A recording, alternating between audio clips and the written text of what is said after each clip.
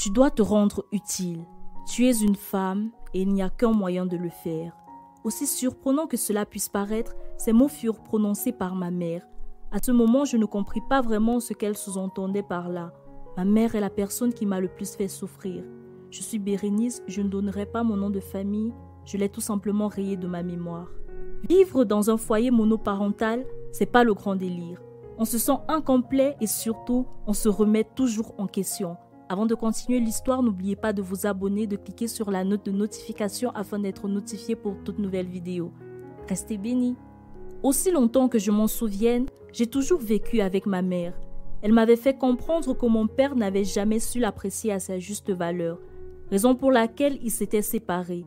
Après mes insistances, elle me fit néanmoins le rencontrer quelques fois. Il était apparemment un homme très occupé et voyageait beaucoup.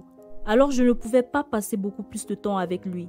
Je grandis donc avec ce sentiment d'être une gêne, le reste d'un amour amer. Ma mère m'aimait, ou du moins je le pense, car sa manière de le démontrer était plutôt particulière. Généralement, elle restait indifférente face à mes gestes affectifs. Alors je me contentais uniquement de quelques mots qu'elle me disait. Lorsqu'elle s'approchait enfin de moi avec comme un désir d'établir un lien, j'étais plutôt contente. Je me sentais enfin aimée. Je profitais de chaque instant. Puis un jour, elle me fit comprendre que je devais enfin me rendre utile. J'avoue n'y avoir compris pas grand-chose. Je me dis à cet instant que je devais m'atteler à être une jeune fille mieux serviable. Que dois-je faire, maman? Dis-le-moi juste et je le ferai. Elle me regarda, sourit, puis dit: c'est simple, chérie. Tu devras juste faire tout ce que je te dirai. Attends juste mes instructions. J'essayais de comprendre, mais rien. Elle me demanda de l'accompagner au bureau. Une fois sur place, elle m'annonça que dorénavant, je travaillerais avec elle et que si j'étais appliquée, je prendrais sûrement sa place à sa retraite. Je me sentis flattée et très fière de savoir que ma mère me considérait autant. J'appris en quelques jours le fonctionnement de sa boîte, surtout les choses les plus basiques. Elle me disait que je n'avais pas besoin d'en savoir plus pour ce que j'avais à faire. J'étais chargée des relations extérieures. Alors, j'étais appelée à rencontrer des clients ou futurs partenaires pour les échanges. Ma mère se chargeait toujours de m'y accompagner. Une fois sur place, nous avions le temps de discuter autour de quelques verres. Je me sentais toujours un peu vide après chaque rencontre. Je me réveillais généralement à l'arrière de la voiture, ma mère étant au volant. Je n'avais presque jamais le temps de poser une question et elle me lançait toujours. Cette rencontre fut fructueuse, ma foi, mais apparemment tu ne supportes pas ce type de vin. En moins de 2, tu es déjà endormi.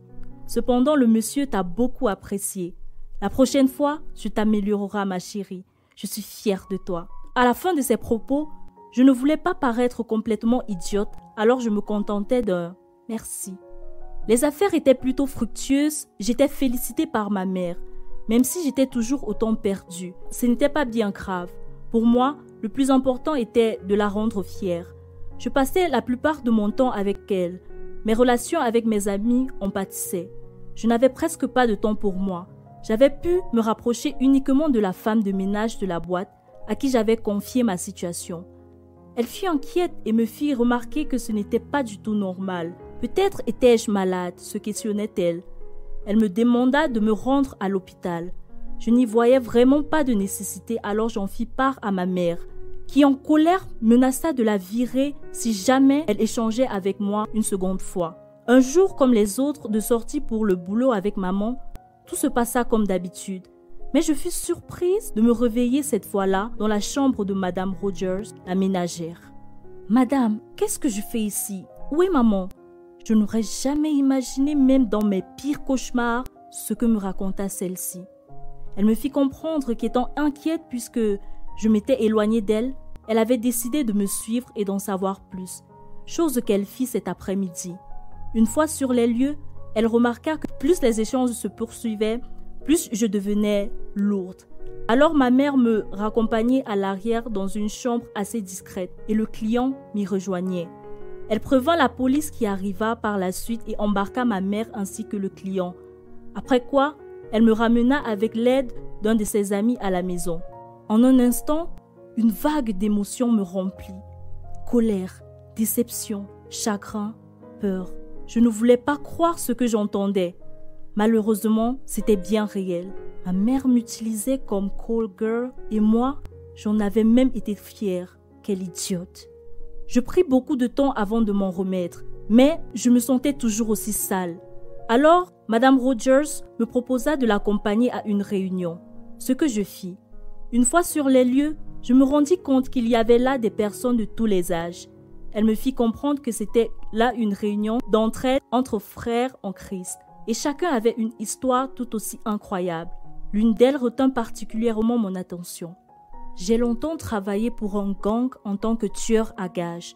Mon job était d'éliminer des cibles bien précises. Je ne sais même plus combien de personnes j'ai tuées exactement. Mais heureusement, j'ai pu me détacher de ce groupe vivant. Aujourd'hui, je purge ma peine en prison, mais je suis heureux. Pas parce que je sortirai bientôt, non.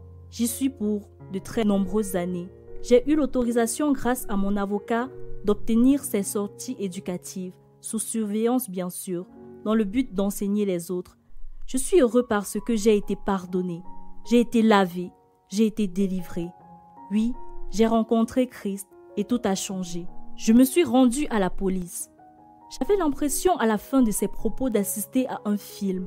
Je me rendis compte que ces personnes avaient traversé bien pire que moi. Mais curieusement, elles étaient toutes pleines d'espérance et d'amour. Je voulus moi aussi goûter à ce bonheur, au moins pour une fois dans ma vie.